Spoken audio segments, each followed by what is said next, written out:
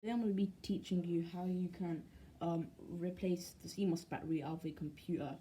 So if you guys don't know, the CMOS battery is just a battery which, with my knowledge, I know that it contains the date and time for a computer, and I'm pretty sure it saves the BIOS settings on a computer.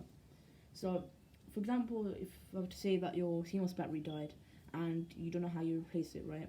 Well, it's pretty simple, really. All you have to do is obviously locate your CMOS battery. My CMOS battery is right there.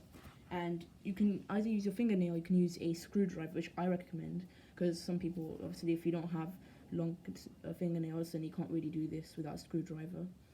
So get your screwdriver, or you can get your fingernail, and you'll see it's kind of like a little tab there. You just want to push that, and there you go. The CMOS battery just fell out. I did that pretty kind of like dangerously, but I'll do that again. So I'll just place that. CMOS battery's back in. You just have to push it in if you want to replace that. You'll see it's a little tab. Just move that.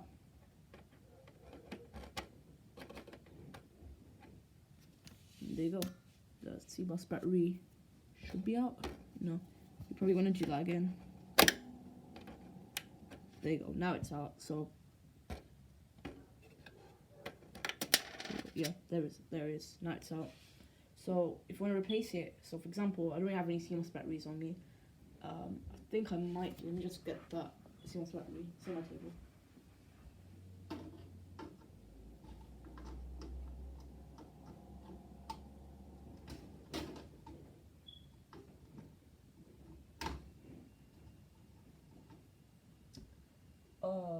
Okay. I don't think I have any computers with another CMOS battery.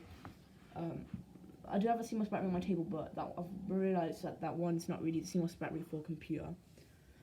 So imagine this is a new CMOS battery, right? You want to put that back into the CMOS battery slot. Don't be worried, because it's really simple. Even if you break that kind of like thing, well, it's kind of hard to break that, but just try not to break that, basically. So don't put it under. Don't start messing around with it. Just get the CMOS battery. I just want to place that right, and you just want to push that into the CMOS battery slot, and there you go. That's how you replace the CMOS battery. I'll even do a slow-mo of it, me taking out the CMOS battery.